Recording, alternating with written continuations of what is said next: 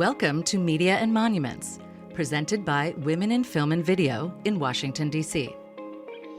Media and Monuments features conversations with industry professionals speaking on a range of topics of interest to screen-based media makers. Welcome, everyone, to Media and Monuments podcast. I am your host for this episode, Tara Jabari, and today we have the comedian Nicole Eva, aka Evasive, on her YouTube. The YouTube is a video essay mostly on films and has over 39,500 subscribers and over 2 million views. Welcome, Eva. Thank you for having me. So, full disclosure, I was watching some of your videos. Our co-producer Brandon found you, and we're starting to work with more influencers because it's a new form of screen-based media.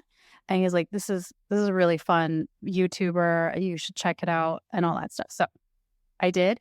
And I was like, you know what? When I interview, I want to put on some makeup because you always have like the cool winged eye on your eyelids. So I hope you appreciate this. Is not what I do for everybody.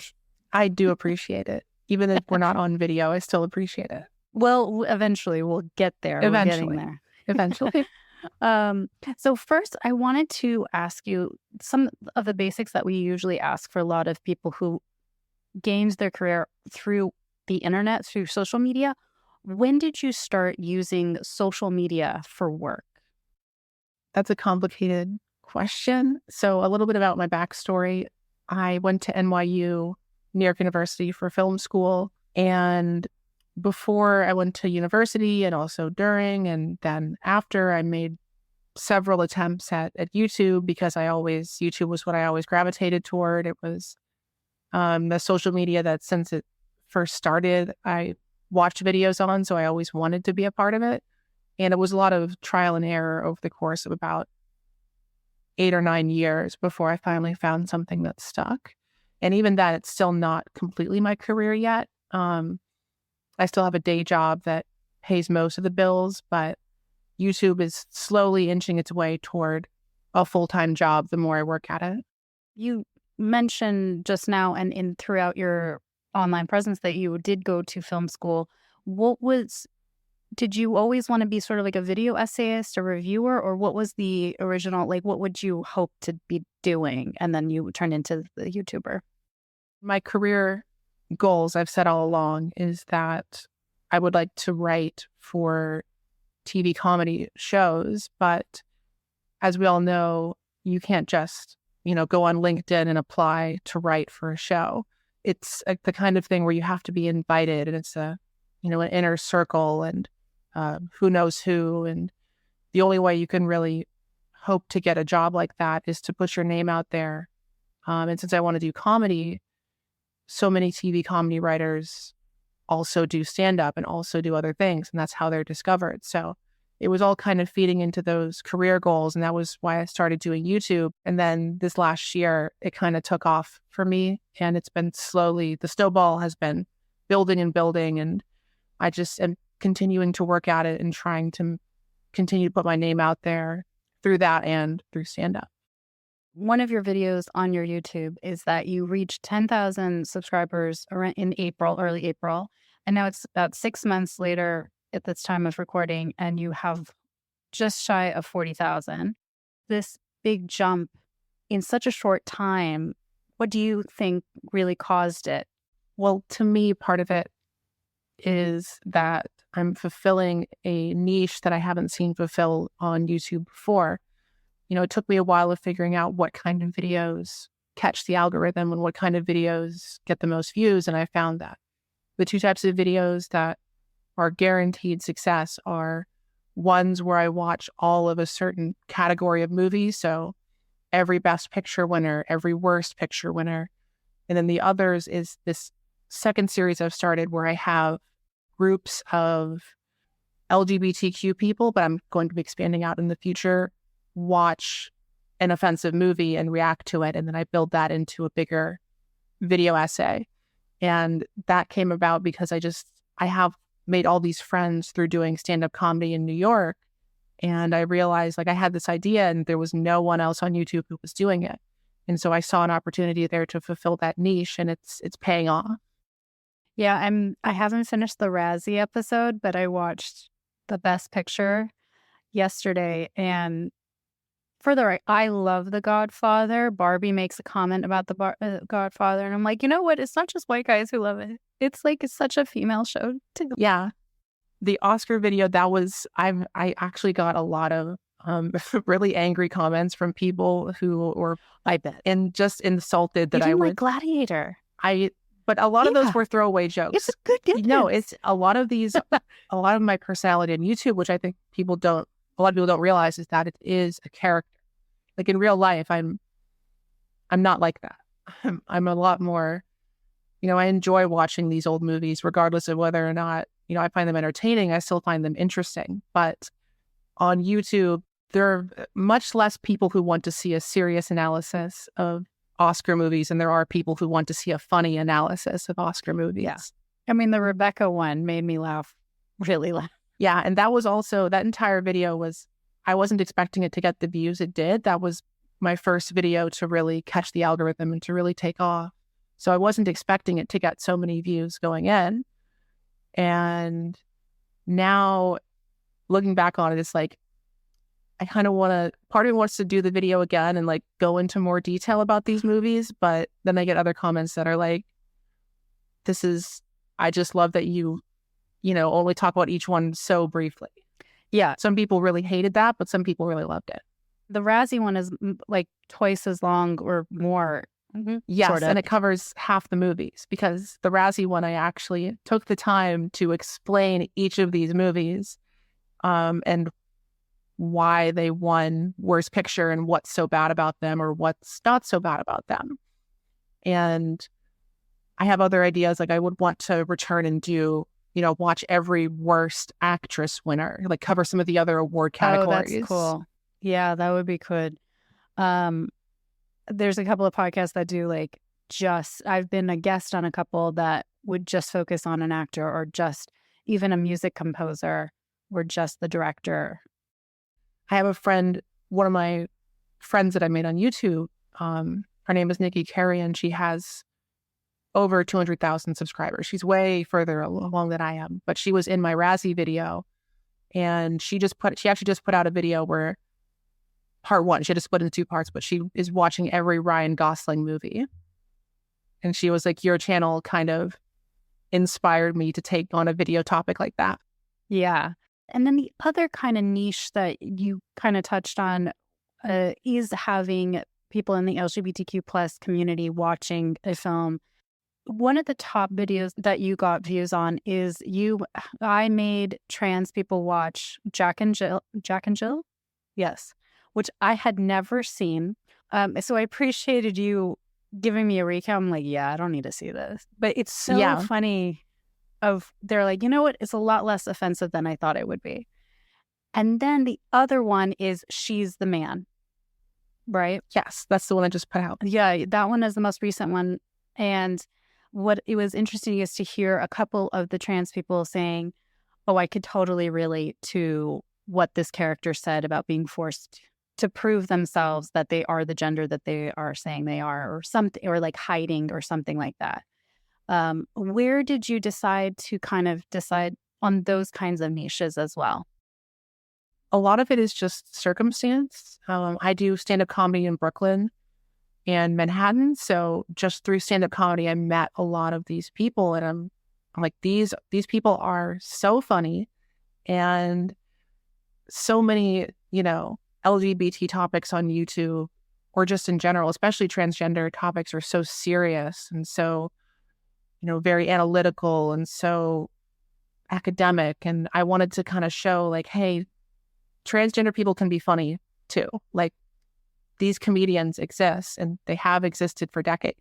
And this is kind of my way of showing that and kind of bringing exposure to the community in a way that's not just, very depressing and dour, and actually show people having fun and doing, just hanging out and watching a movie. And I present it, I say I made whatever, but that's just to catch the algorithm. These people are all my friends, and they're all so happy to be in these videos. Yeah. And That one is a great way. I mean, I was texting my friend who's trans and said, "Oh, I got to interview this person this week, and I'm really enjoying this. I want to get your thoughts." I just really wanted to get my trans comedian friends, but even like my next video that I'm working on right now, I'm going back to Adam Sandler. I made gay men watch I Now Pronounce You Chuck and Larry. That recording has turned out great, and I finished the script, so I'm editing that one next. And I have this whole, I send my videos, please tell me what other movies you want me to make people watch. And now I have this whole list. What have been some of the things that you were seeing with finding these niches, the film categories, the trans or the LGBTQ plus? It's just been, of course, you make any videos on topics like this, you're going to get really hateful people in the comments, but I've been lucky that those have been in the minority, maybe 10 or 12 out of thousands of comments. And if I see hateful comments, I just delete them right away.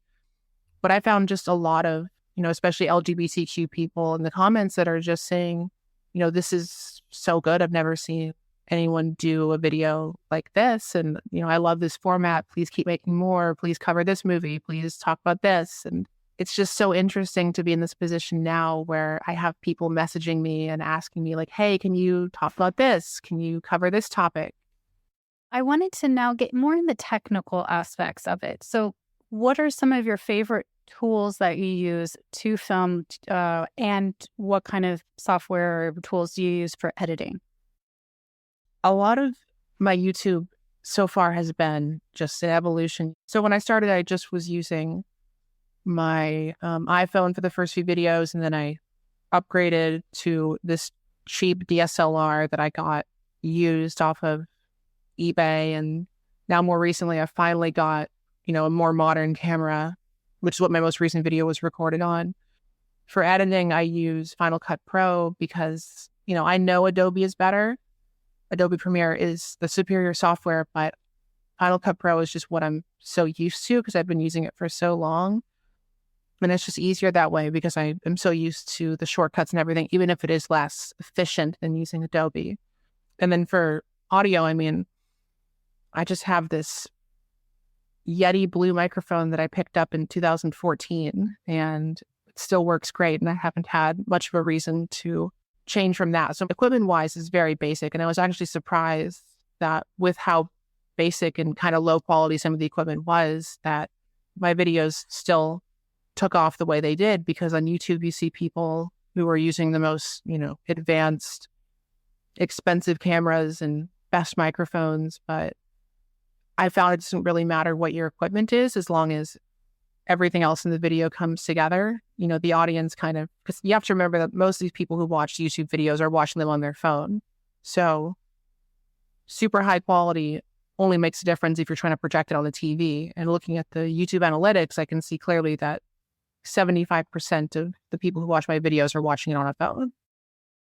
Yeah. And I think one thing that we are starting to notice with influencers is that it is more of the personality, the genuineness, as well as the content that people are more focusing on when they go on YouTube or when they go on other forms of social media, not necessarily a plot or something. Yes. It helps, but I try to do small little callbacks to previous videos, recurring jokes and such, but it is mostly just a personality thing more than anything else. And going back to some of the technical stuff, one question I have is that how do you deal with copyright issues when you do talk so much about these films? How do you get away with it with YouTube? So a lot of it is just learning from how other YouTubers have done it over the years. The big thing to know is that some copyright holders care a lot more than others.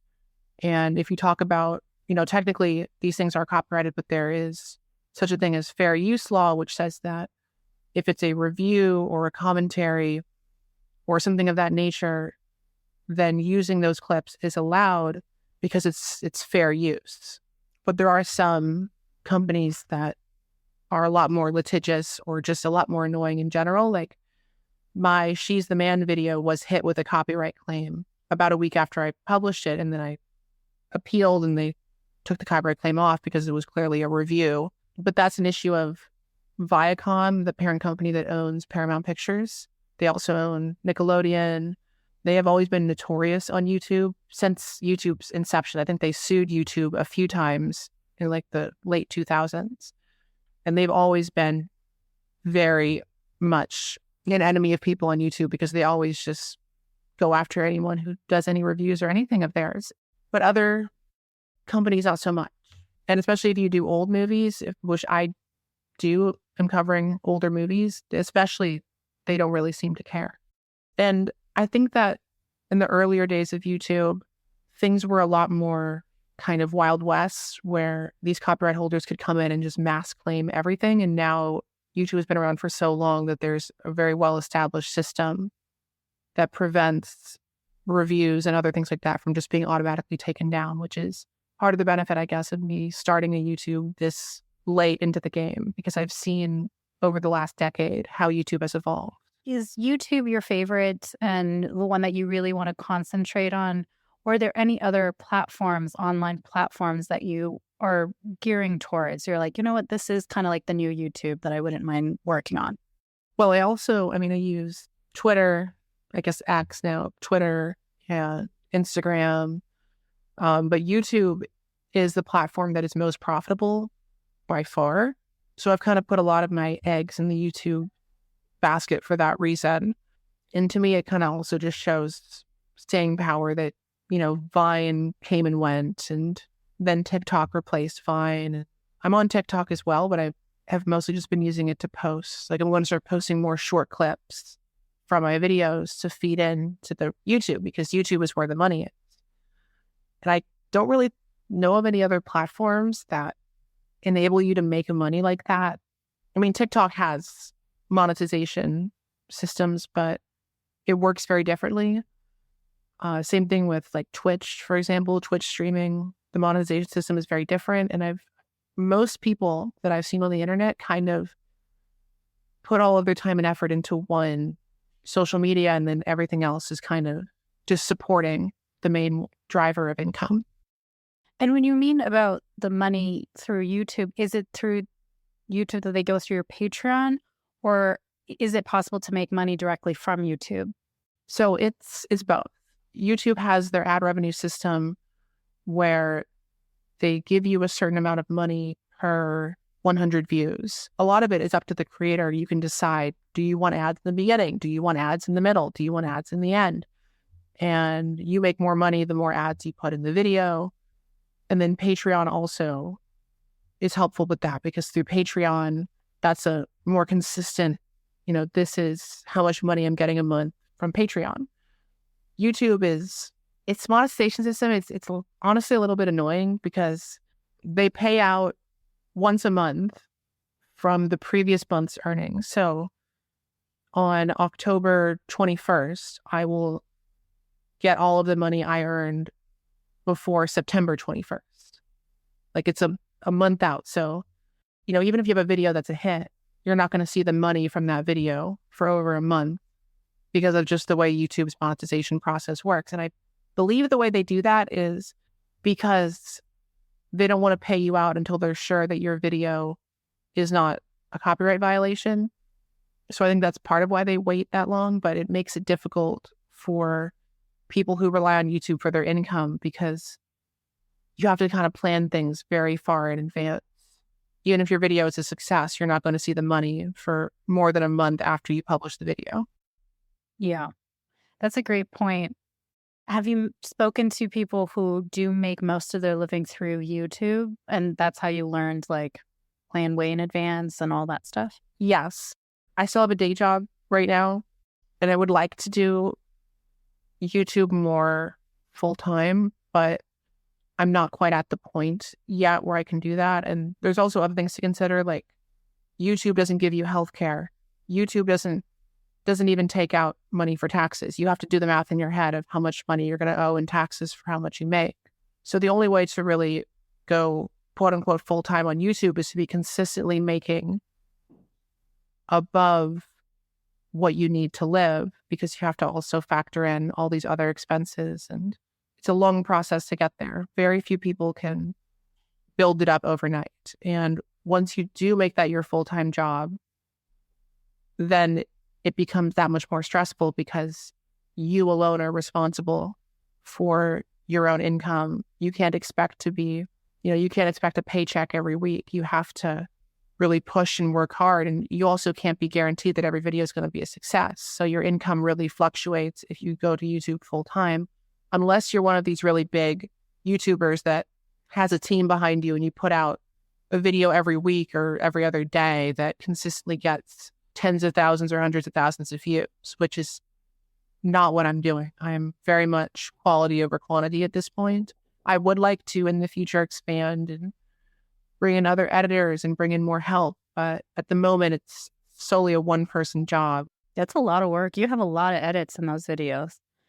As a trained video, I was like, how did you do that whole American Beauty, and then you put the guy that they're watching? Yeah, that effect in particular, that was Final Cut Pro. That was using a shape mask and then moving each corner to be like right on the TV set, and then animating it so that the square slowly gets bigger as the camera zooms in. It's just, I've been doing editing for so long that a lot of this stuff is now second nature to me, and I don't even have to think about it. I just know exactly how to do it. But it's a skill that took years and years of practice.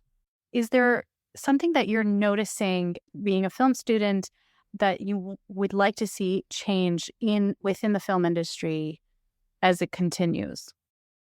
It goes back to what I said earlier about how so many of these, especially with transgender people, they're very serious. It's either that, or in the past when it was offensive, it was played off as a joke. And I just think that there's so many opportunities in media to let LGBTQ people be funny and make comedy. Not everyone wants to see Brokeback Mountain, depressing, like gay and queer stories. I've met so many people that are genuinely really funny, great comedians here in Brooklyn. And it's just like, there's representation, but then there's representation that's funny. And I feel like comedy is such a way to connect people and bring people together and have them think about things in a way that they wouldn't otherwise think about. And I know me personally, like I enjoy comedy a lot more than I enjoy drama. And I just think that there's a real untapped market for especially transgender and queer people creating comedy. There's so many facets of different people, and it's not always just going to be a person with depression and bullying. And the one that came to my mind is Moonlight. But then I know lots of people who are gay. And even in your videos where you're showing them trans people watching, they say some of the funniest things. They're like, I see you. I see you. Kind of. I don't think that's what the character was supposed meaning, but that's a good point. I have this whole long list now of movies that I can cover in this format. Stuff that's, more well-known to stuff that's a little bit more obscure. But I think this format is really working for me, and I'm going to continue doing it into the next year. And especially now that the writer's strike has ended and the acting strike is starting to end, kind of put out those feelers like, hey, yeah, this is what I do on YouTube. Clearly I know how to write, and try to start looking for comedy writing jobs that way. I don't expect anything to happen right away or even in the near future, but at least I have my name and my face out there, and I can show people, this is what I do. This is how I work, and this is the kind of writing that I can bring to the table. What is the best way for people to find your work and to reach out if they wanted to? Well, there's my YouTube. There's some people on YouTube who don't read their comments. I love to read my comments. Oh, I noticed you were commenting and liking every single comment. And I was like, oh, this is a lot of work. I just have fun, and it really helps to get that feedback. And I just like to see the people who watch my videos and interact with them, because before I started doing YouTube, I would see people who got all these views and all these comments, and I was like, this looks like so much fun to have an audience. besides that, I'm also on Instagram, Nicole_Ava. I'm very responsive on Instagram. For business inquiries, I have my email, theevasive1@gmail.com, with links on my YouTube. I would say those three are really the best ways. But if anyone, leaves a comment, I do read all of the comments because I love to know that I have supporters. And I also just like to see what other ideas people have for videos. Because I've gotten so many good ideas for topics to cover in the future just from reading the comments. Well, I'll definitely put the links, especially to the YouTube, the Instagram, and the business email in the show notes.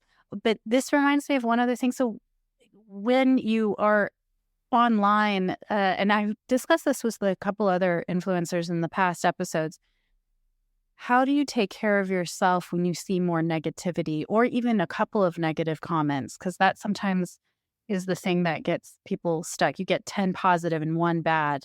That's very true. The negative comments linger in your head more so than the positive ones. Even if you get hundreds of positive comments, it's that one negative comment that you really remember. For me, I mean, if it's just hate speech, if it's just straight up hate speech, I just delete it. But if it's, sometimes the negative comments are more constructive, and those I will leave up and sometimes respond to as a way to, because a lot of the time when people leave negative comments, they don't expect you to respond.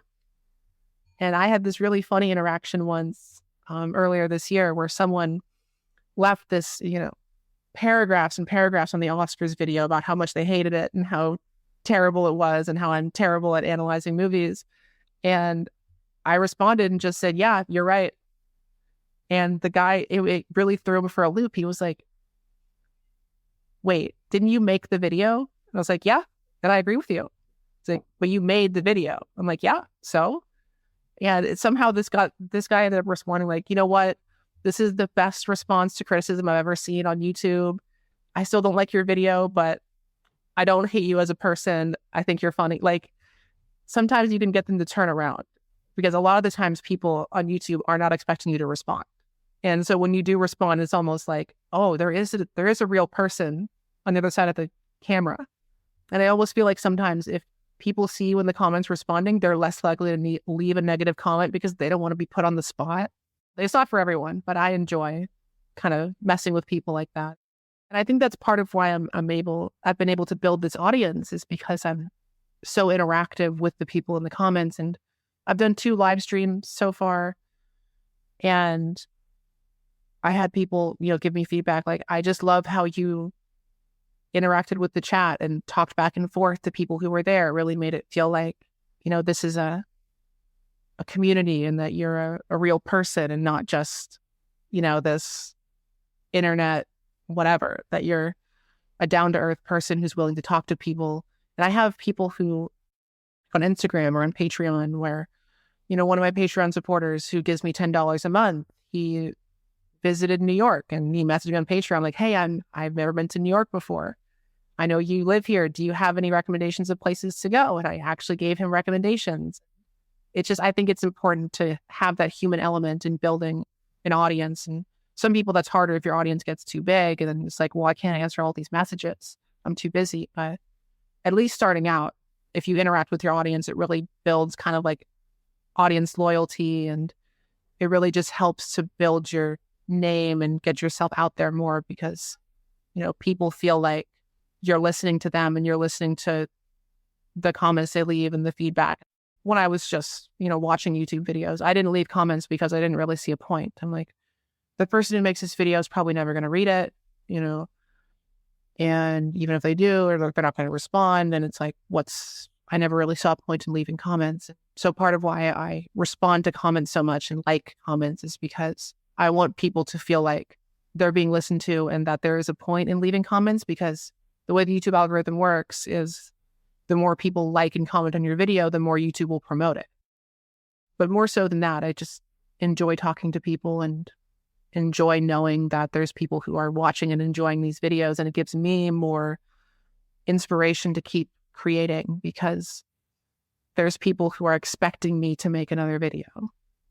And when you have that expectation, it kind of pushes you to continue creating versus an artist who make something and then nobody watches it. Because to me, if you enjoy creating something, that's great. But to me, I want the things I create to be viewed, because otherwise it feels like, why am I making this? Well, thank you so much, Eva. I really appreciate your time.